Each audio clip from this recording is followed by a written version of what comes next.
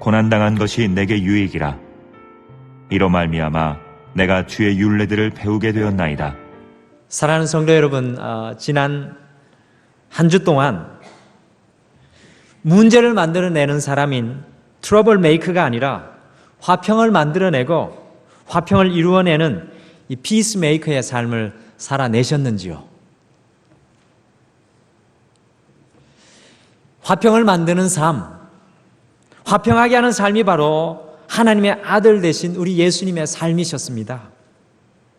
그러므로 예수님을 쫓아서 이 화평하게 하는 삶을 사는 모든 사람들은 곧 Little Jesus, 바로 작은 예수가 되는 것이고, 그런 사람을 우리 하나님께서는 바로 당신의 자녀라고 불러주십니다. 매주일마다 하나님의 말씀을 예배를 통해 듣는 것은 큰 축복입니다. 그러나 더 큰 축복이 무엇인 줄 아십니까? 매주 들려지는 하나님의 그 말씀을 가지고 한 주 동안 그 말씀과 씨름하면서 그 말씀대로 살아내는 그 성도의 삶 가운데 하나님의 더 큰 축복이 임할 줄 믿습니다. 아마도 지난주에 말씀을 듣고 실제로 삶의 현장에서 화평하게 하는 피스메이커의 삶을 사신 성도님들께서는 이 화평을 만들어내는 기쁨, 화평을 이루어내는 기쁨이 무엇인지 여러분들 맛보아 아셨을 것입니다. 그리스도인의 신앙은 이처럼 실제적인 것이 되어야 합니다. 주일날 한번 말씀을 듣고 끝나는 것이 아니라 나의 삶 속에 그 말씀이 실현되고 발현되며 나타나는 역사가 일어나야 됩니다. 저는 소원합니다. 우리 동마루교회 모든 성도님들의 삶이 주일날 하루가 아니라 7일 전체가 하나님의 말씀으로 가득 채워지며 선한 하나님의 행위로 그리고 순종으로 하나님을 향한 열망으로 충만하게 채워질 줄 믿습니다. 그래야 할 때 여러분의 삶 가운데 하나님을 대면하고 만나게 되고 여러분이 가는 곳마다 하나님의 음성을 듣게 될 줄 믿습니다. 옆에 계신 분들에게 이렇게 좀 축복하며 인사하실까요? 우리가 하나님의 말씀으로 살아내면 어떤 역사가 일어난다고요? 하나님의 선하심을 맛보아 압니다. 그래서 옆 사람에게 이렇게 인사하시죠. 하나님의 선하심을 맛보아 삽시다. 네, 인사만 하시면 안 되고요. 정말 이번 한 주 살아가실 때 하나님의 선하심, 여호와의 선하심이 우리에게 체험되어지고 맛보아져야 그곳에서 우리의 삶의 능력이 나타나게 됩니다. 정말 저는 예전에 미처 몰랐습니다. 그런 시가 있는데 예전에 미처 몰랐어요 이러는 시가 있는데 예전에 미처 몰랐습니다. 담임 목사가 되는 게 이렇게 고난의 길인 줄. 그래도 이 고난이 저에게 유익이 될 줄 믿습니다. 아멘 소리가 정말 크네요. 역시 우리의 연약함을 내려놓고 함께 나눌 때 은혜가 있는 겁니다. 여러분들에게 여쭤보겠습니다. 과연 오늘 이 자리에 앉아 계신 분들은 고난 당하는 것이 유익이라는 말씀에 동의하십니까? 등마루교회의 수준이 높습니다. 오늘 성경 말씀은 이 고난 당하는 것이 유익이라고 말씀합니다. 저는 사실 이 말씀을 보면서 고민을 했거든요. 이런 말씀을 어떻게 전해야 될까? 오늘 본문 말씀 보니까 이 고난은 미래적 고난도 아니고 현재적 고난도 아닙니다. 성도는 지금 이 과거에 고난 당하는 것, 성도가 과거에 고난 당한 것 때문에 내가 지금 유익하다고 우리 시편 기자는 오늘 고백하고 있습니다. 성도는 지금 고난 당하고 있다면, 지금 여러분의 삶 가운데 고난 가운데 있으시다면 이를 외면하지 마시고 머지않아서 지금 당하는 이 고난이 나에게 유익이 될 것이라는 믿음을 우리가 가지고 그러한 고백이 우리에게 있어야 될 줄 믿습니다. 지금 고난 당하는 것이 유익이 될 것이기에 지금 고난 당하는 것을 당연한 것들로 받아들여야 한다는 말씀인데 우리는 이에 대해서 아멘할 수 있습니까? 마음을 다해서 아멘하실 수 있으세요? 참 이상하고 이해가 되지 않지만 우리를 실망시키지 않으시는 우리 하나님은요, 신실한 하나님이시기에 현재 고난받고 있으신 분이 계시다면 말씀을 따라 여러분들 고난받기를 즐겨하시기를 바랍니다. 이것이 언젠가는 이것이 언젠가는 우리에게 유익이 될 뿐만 아니라 우리의 자녀의 유익이 되고 우리의 교회의 유익이 되고 이 나라 이민족의 우리의 고난을 통하여 유익이 드러나서 하나님의 영광이 드러날 줄 믿습니다. 오늘 이 주일 예배를 드리면서 하나님께서 오늘 과연 나에게 어떤 위로의 말씀으로, 오늘 이 주일 하나님께서 어떤 격려의 말씀을 나에게 해 주실까 희망을 하고 오신 분들은 좀 실망하실 수도 있겠죠. 오늘 제목이 고난받는 것이 유익이라, 고난받는 것이 유익이다라는 말씀이에요. 어찌 보면 전혀 위로되지 않을 것 같은 말씀입니다. 오늘 말씀의 제목이. 그러나 보십시오. 여러분들 믿습니까? 하나님의 이 말씀은 생명을 낳습니다. 생명은 사람들의 마음을 즐겁게 하는 힘을 갖고 있습니다. 이 자리에 여성분들이 남성분들하고 반반씩 있으신데 생명을 잉태해 보신 분은 그 생명을 낳는 것이 고난이지만 그 생명을 낳은 이후에 오는 기쁨과 한없는 생명은 여러분들 정말로 낳아보지 않는 분들은 모릅니다. 저 같은 남자는 아무리 그러한 우리 여인들의 그 마음을 이해하려고 해도 이해할 수가 없는 것입니다. 고난도 마찬가지입니다. 우리가 고난을 겪게 됨으로 인해서 생명이 잉태되고요, 탄생하는 결과가 일어납니다. 이것이 결국에는 많은 사람에게 유익이 되고 행복을 준다는 것을 아는 분들이 아마 이 자리에 있으실지도 모르겠습니다. 오늘 읽은 짧은 성경 구절 말씀에는 인간이 무엇인가를 한다라는 뜻의 동사가 나오고 있습니다. 한번 성경 말씀을 보시죠. 그 동사가 무엇입니까? 그것이 바로 배운다라는 동사입니다. 영어로 배운다라는 뜻의 단어는 learn입니다. learn. 이 배운다라는 명사형의 영어 단어가 바로 lesson이라는 말입니다. lesson. lesson이라는 뜻은 불쾌한 경험들을 통해 얻게 되는 교훈이라는 원래 뜻을 가지고 있습니다. 불쾌한 경험들을 통해서 얻게 되는 교훈. 이 자리에 음악 공부를 하시거나 음악 레슨을 받아보신 분들이 계실 겁니다. 저희 집사람이 요즘에 첼로를 배우고 싶어하는 열망이 있더라고요. 그래, 배워라. 그러나 고난이 당신에게 따라올 것이다. 할렐루야. 그러고는 화장실에서 많이 웃었습니다. 어쨌든 음악 레슨을 받아보면 우리가 기쁜 마음으로 음악을 시작합니다. 행복한 마음으로. 그러나 레슨을 받기 시작하면 거기에는 고통이 있고 스트레스가 있습니다. 제자로서 스승에게 배우는 레슨은 항상 고달픈 것입니다. 그러나 잊지 말아야 될 것은 이 과정을 통과해야만 비로소 자기 영역에 승리할 수 있게 됩니다. 이 과정을 통과해야만 아픈 손가락을 경험해야만 첼로를 칠 수 있는 그런 것을 여러분들 느끼게 되게 됩니다. 고난도 마찬가지입니다. 오늘 함께 읽은 시편 119편 71절 말씀에 이로 말미암아라는 말씀이 있습니다. 이것은 결과를 말하는 것으로요, 앞으로 내가 무엇인가를 얻게 될 것이다 라는 그런 접속사입니다. 내가 고생했으니 너는 무엇인가 성취하게 될 것이고 무엇인가 얻게 될 것이라는 그런 말입니다. 이 공부라는 말은 중국말로 쿵후입니다. 여러분들 쿵후 아시죠? 어려운 과정입니다. 혹독한 과정입니다. 우리 한국에서 배우는 쿵후는 마치 댄스에 불과한 것 같습니다. 중국에서 하는 쿵후는 정말로 손을 갈고 닦고 막 펴지지 않는 다리를 펴고 난립니다. 혹독한 고통스러운 과정이 바로 공부를 말하는 쿵후입니다. 이 혹독한 훈련의 과정을 통과하지 않으면 그 과정을 마칠 수 없는 것이 바로 쿵후입니다. 이 배우는 공부 쿵후의 고난을 당하지 않고는 진정한 이 쿵후의 수련이 있을 수 없다는 것입니다. 이 쿵후의 깊은 경지에 이르기 위해서는 바로 고난이 필요하다는 그런 말입니다. 한국 전주에 영생 여자 중고등학교가 있습니다. 설립자는 바로 강흥모 목사님입니다. 강흥모 목사님 30세 나이로 이 장로님이 되었지만요, 뜻하신 바가 있어서 이 신학을 공부하는 그런 목사님이 되셨습니다. 그에게는 딸 하나가 있었습니다. 그 이름이 바로 강교자입니다.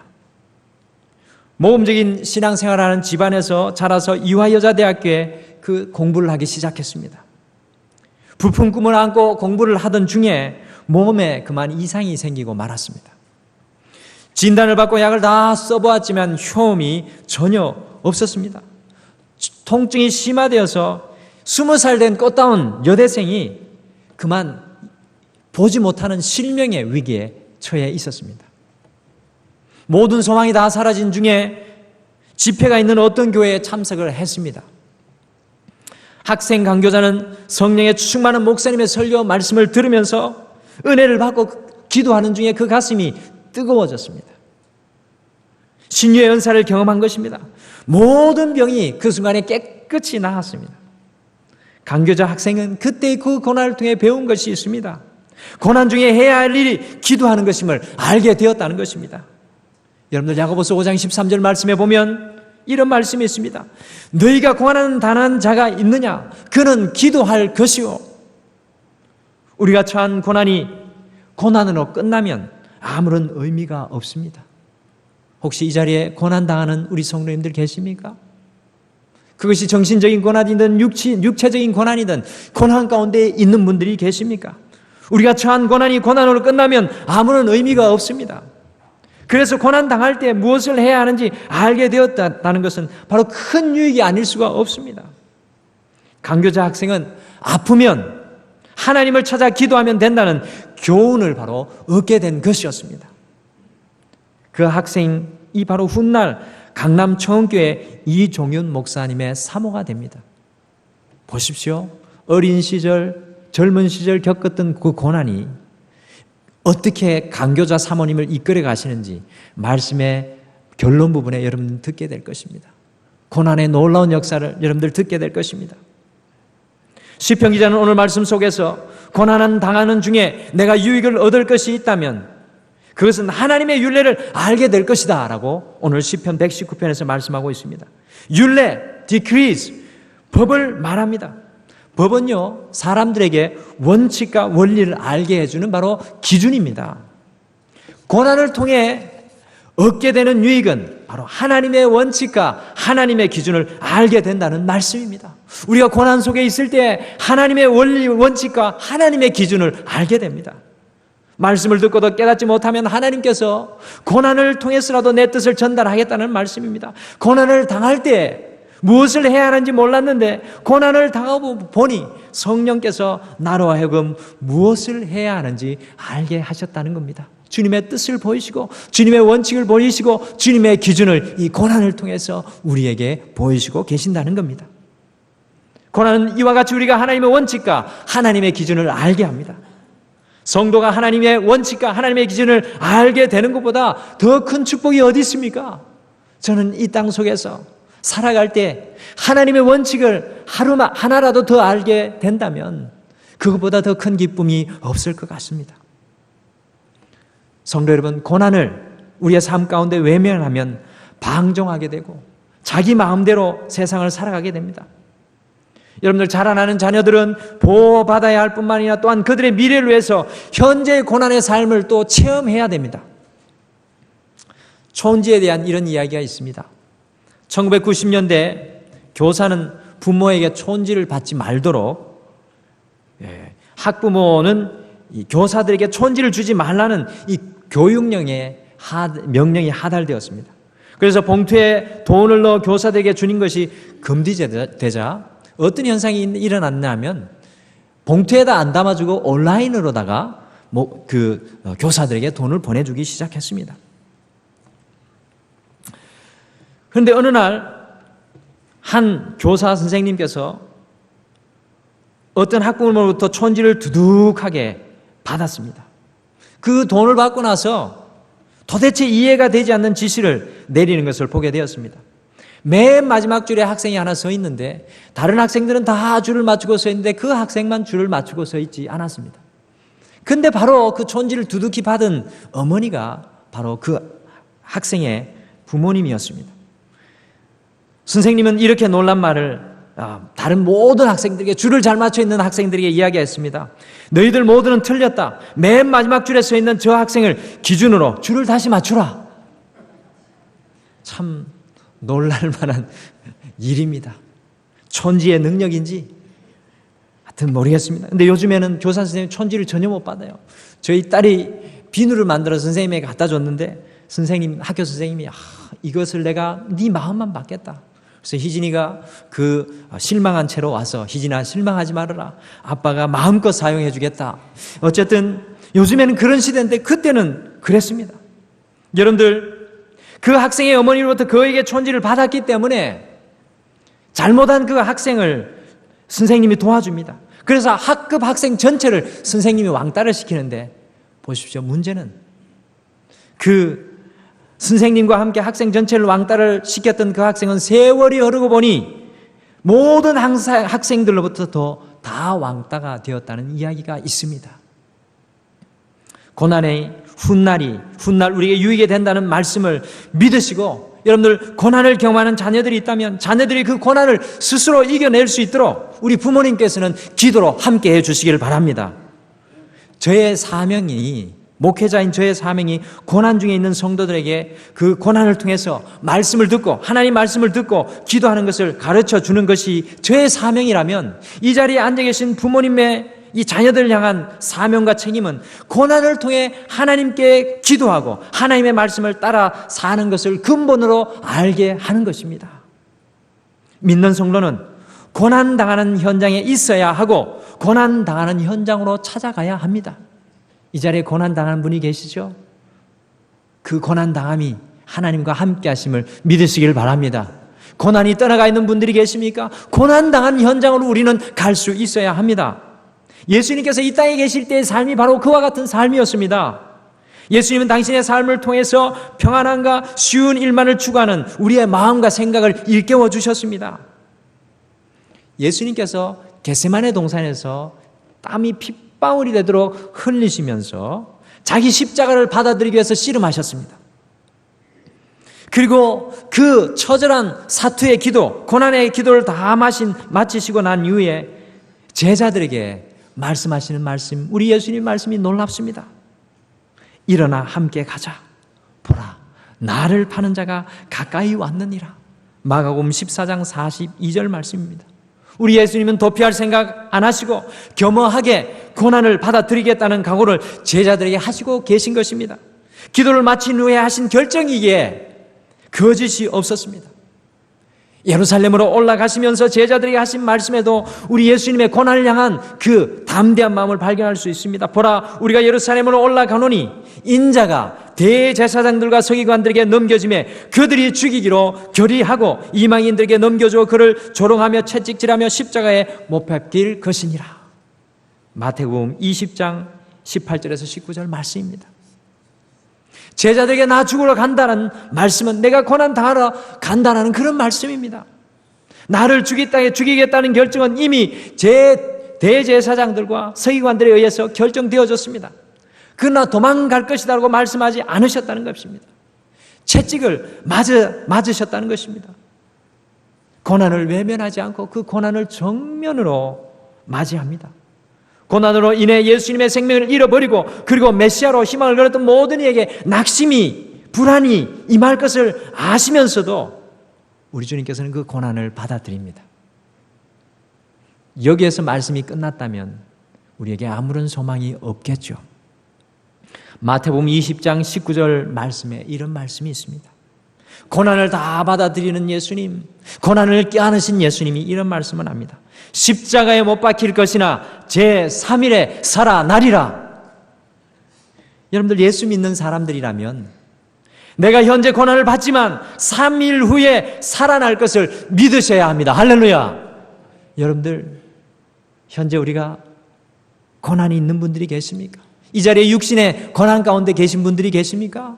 관계의 고난 가운데 계신 분들이 계십니까? 예수 믿는 성도의 고백은 무엇입니까? 내가 3일 후에 살아나리라. 우리 주님과 함께 살아나리라. 이 고난도 이겨내리라. 그것이 바로 우리의 고백인 줄 믿으시기 바랍니다. 여러분들께서 지금 고난당하는 것으로 인해 3일 후에도 여전히 고난받고 있을 것이라고 체면하거나 부정적인 생각을 가져서는 안 됩니다. 그런 거로 지금 고난이 나에게는 유익이라는 말씀에 창념하시고 오늘 이 고난의 현장에 믿음으로 든든히 서는 우리 사랑하는 등마루교회 모든 성도님들 되기를 간절히 축원합니다. 고난 속에서 두려워하거나 불안해하거나 슬퍼하지 마십시오. 고난 당하고 있는 분들이 계시면 그분들에게 다가가시고 협력하시고 그들과 함께 슬퍼해 주십시오. 김수지라는 초등학생이 있었습니다. 1948년 여수 반란 사건을 동네에서 겪었습니다. 그 어린 초등학생이 현장에서 총상당한 부상자를 보았습니다. 사태가 매우 심각한 걸 알았지만 그 학생은 그 길을 떠나지 않고 이 모든 것을 다 지켜보았습니다. 그리고 2년 후에 한국 전쟁이 일어났습니다. 초등학생이었던 김수지는 방과 후 가까운 후성병원으로 찾아가서요, 치료를 받고 있는 장병들 도와서 심부름을 하고 위문 편지를 쓰고 편지에 답장을 하고 글을 대신 써주는 대필 자원봉사를 하였습니다. 그래서 주변 사람들은 그 김수지 어린아이를 꼬마 간호사라고 불렀습니다. 고교 시절에는 이 적십자반에 가입하여서 여름과 겨울 동안 고아원에 기숙하면서 5살 미만의 아이들을 돌보았습니다. 대학 시절에는 사회로부터 불황자를 취급받으며 집단 수용을 하던 사람들에게 보건교육과 상담으로 꾸준한 봉사활동을 하게 되었습니다. 간호사로 본격적으로 병원에서 일하면서 호스피스 사역을 하였습니다. 호스피스 사역은 삶이 얼마 남지 않은 사람들을 위해서 사역하는 것입니다. 수많은 암 환자를 돌보아야 했습니다.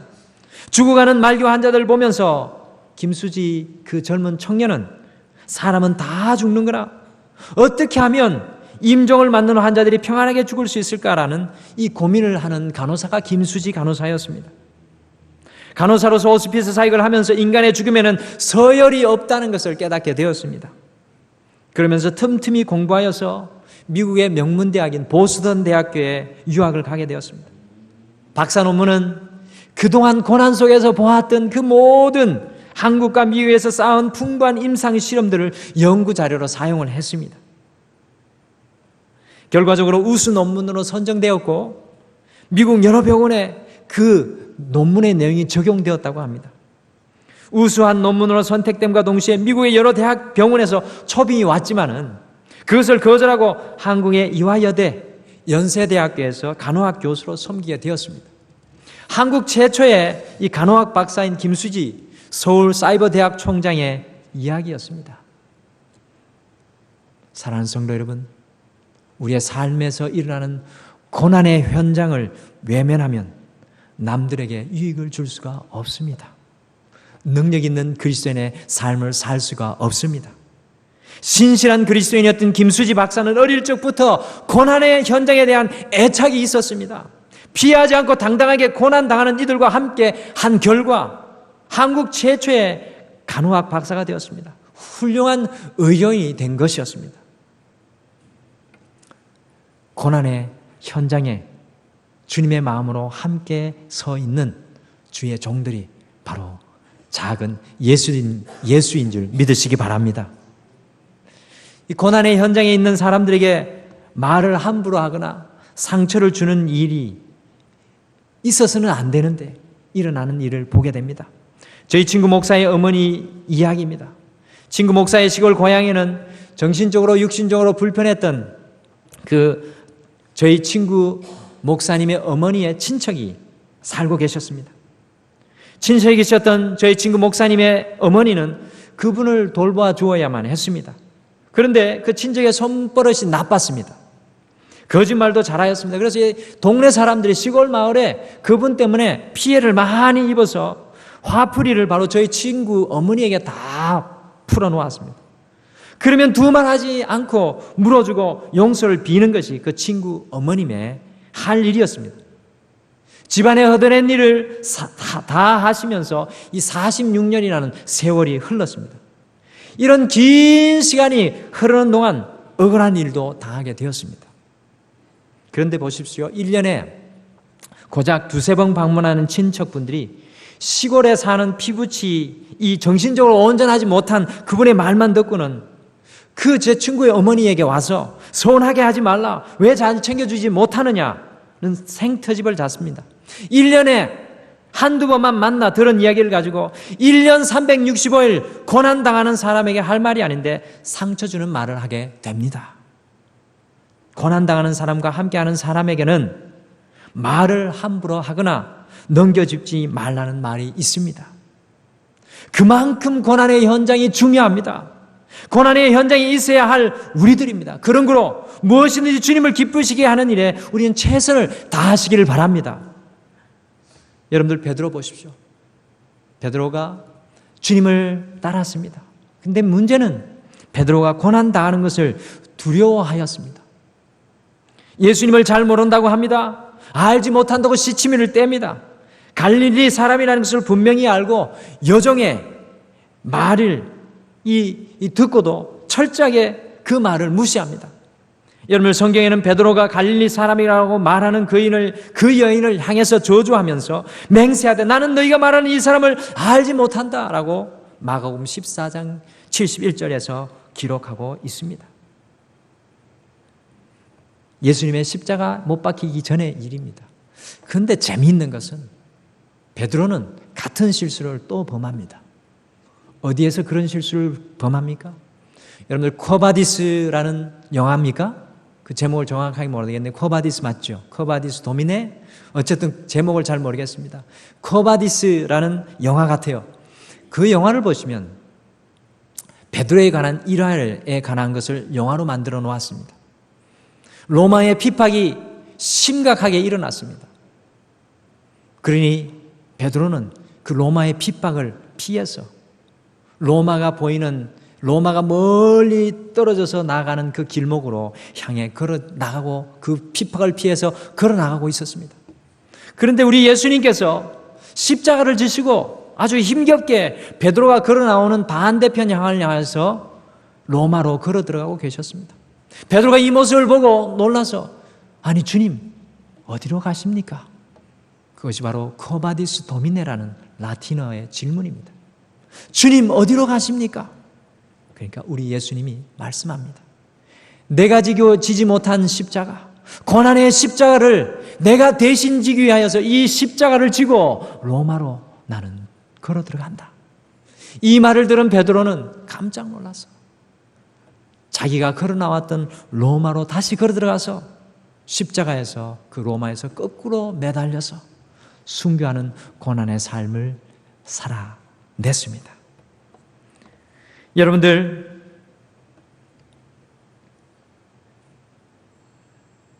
고난당하면 살고 이것을 억지로 피하려고 하면 괴로운 것인데 베드로는 그것을 몰랐습니다.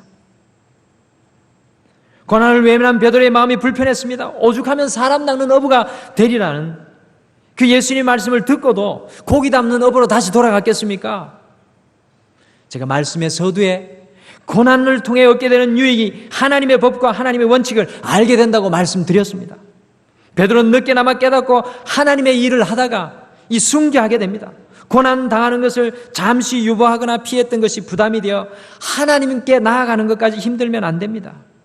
여러분들 기도로 문제를 풀 수 있다고 믿으시고 이 자리에 앉아 계신 우리 등마루교회 모든 성도님들은 고난의 경지에 동참하시는 진정한 주의 종들이 되시길 간절히 축원합니다. 우리에게 사명이라는 것이 있습니다. 감당해야만 하는 하나님의 의를 나타낼 수 있는 사명 말입니다.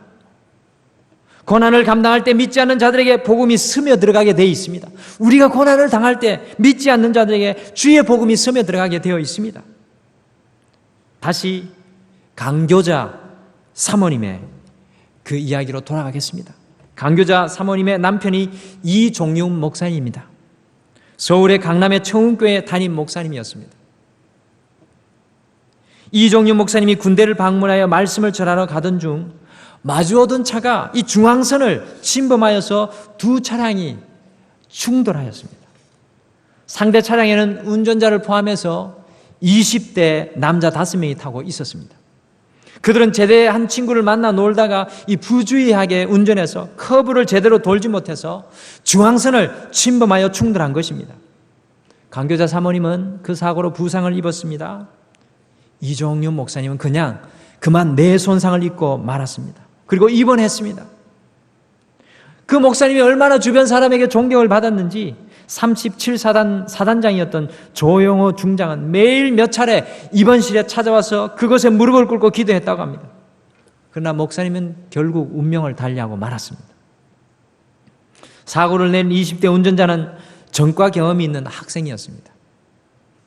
그리고 무면허, 무등록, 무보험 차량이었기에 형사처벌을 받아서 징역하는 일 외에는 이 젊은 청년에게 남아있는 일은 아무것도 없었습니다. 그러나 그 사모님은요, 그의 인생이 불쌍해서 판사에게 그 편지글이 번질 정도로 눈물을 흘리며 장문의 글을 쓰게 됩니다. 그 내용이 바로 용서해달라는 내용입니다. 판사는 감동을 받고 풀어주게 됩니다. 남편을 잃은 아내의 마음을 쉽게 추스릴 수 없다는 것을 여러분들 아시는 분들도 이 자리에 있을 것입니다. 남편 목사님이 잃은 지 1년이라는 세월이 흘렀습니다. 추모 예배가 있는 그날 미국에서 하고 있는 큰딸이 집에 왔습니다. 방문을 열었더니 양복 한 벌이 걸려 있었습니다. 동생의 키가 190cm인데 딸이 보기에 그 양복은 매우 작아 보였습니다. 누구의 것이냐고 어머니에게 여쭤보았더니 내 아버지를 교통사고로 숨지게 한 청년의 것이라고 말합니다. 청년이 이 어머니에게 권한을 주었지만 용서하기를 마음먹었고 그를 위해 기도하셨던 그 어머니의 모습을 그 딸이 본 것입니다. 결국 그 청년은 1년이 못 되어서 세례를 받고 그리스도인이 되었습니다. 사랑하는 여러분, 고난을 당할 때 가장 가까이 있는 자녀들에게 혹 이웃에게 무엇으로 여러분의 감정을 표하며 사십니까? 이 세상 가운데 고난받으러 오신 그 종이셨던 예수님과 우리와 닮은 점과 다른 점은 무엇입니까? 여러분들, 우리가 고난당할 때 원망하고 불평하고 미워한들 우리에게는 아무런 유익이 없습니다. 오히려 우리 로마서 1장 28절에 보면 우리 마음속에 더욱더 불의, 추악, 탐욕, 악의가 가득한 것, 시기, 살인, 분쟁, 사기, 악독, 수근수근하는 것, 비방하는 것, 하나님을 미워하는 것, 능력하는 것, 교만하는 것, 자랑하는 것, 이런 것들이 더 우리 마음속에 채워지게 됩니다.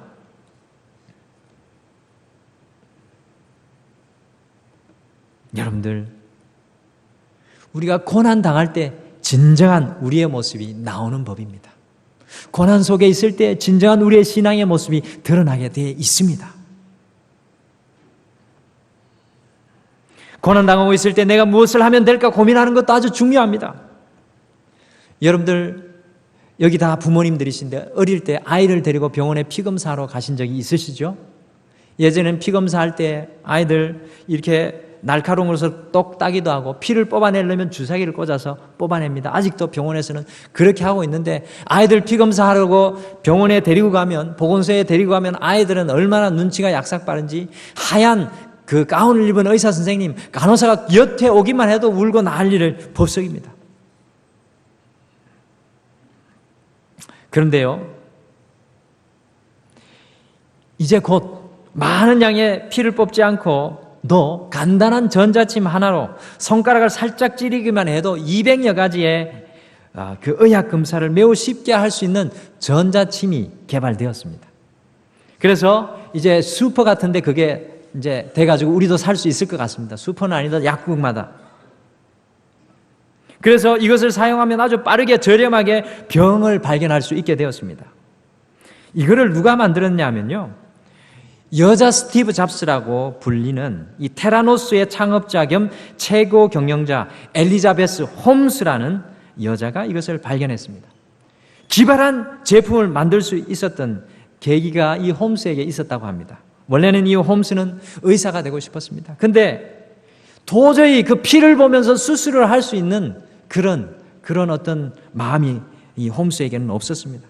그런데도 홈스는 의사 되는 것, 의료계에서 일하는 것을 포기하지 않고 의료기를 만드는 그것을 위해서 스탠퍼드 대학교에 들어가서 1학년 때부터 이 일에 매달려서 신기술을 만들어냅니다. 그것이 바로 그 전자침입니다. 보십시오. 내가 당하는 고난을 피하지 않고 그것을 껴안을 때 그것을 통하여서 무한한 유익이 드러나게 됩니다. 사랑하는 성도 여러분, 오늘 하나님의 말씀은 우리에게 말합니다. 내가 고난당하는 것이 남들을 유익하게 있음을 오늘 말씀해 주고 있습니다. 내가 고난당을 통하여서 하나님의 복음이 다른 사람에게 흘러 들어가고 있음을 오늘 시편 기자는 우리에게 이야기해 주고 있습니다. 혹시 이 자리에 고난 가운데 계신 분들이 계십니까? 이 현재의 고난이 장차 하나님께 유익이 될 줄 믿습니다. 여러분들, 우리 이번 한 주 동안 어떻게 살아가야 되겠습니까? 고난 가운데 있는 성도님들은 그 고난 속에서 하나님을 붙들고 담대히 살아가야 될 줄 믿습니다. 고난을 지나가신 분들은 고난 가운데 있는 성도들을 돌아보면서 그들을 믿음으로 이끌어 주어야 될 줄 믿습니다. 저는 우리 등마루가 그런 교회가 되기를 소원합니다. 이곳에 고난받은 자들, 고난받고 어려운 가운데 있는 자들이 이곳에서 새 힘을 얻기를 소원합니다.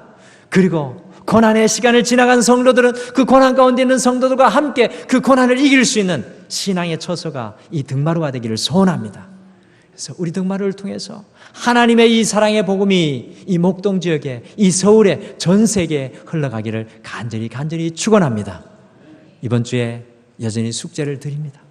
이번 한 주 살아갈 때 혹시 고난 가운데 있는 성도님들은 이 고난이 결국에는 장차 하나님의 영광이 될 것이라는 믿음으로 주님 앞에 더욱 기도하시고, 그 고난을 통해 주님이 무덤에서 3일 만에 살아나셨던 것처럼 우리도 부활할 것이라는 담대한 믿음을 여러분들 붙잡고 살아가시길 바랍니다.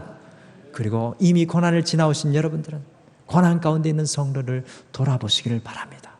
그들의 고난 가운데 함께 하셔서 그 고난을 그들이 이길 수 있도록 사랑을 마음껏 베풀어 주시기를 간절히 축원합니다. 다 같이 기도하겠습니다.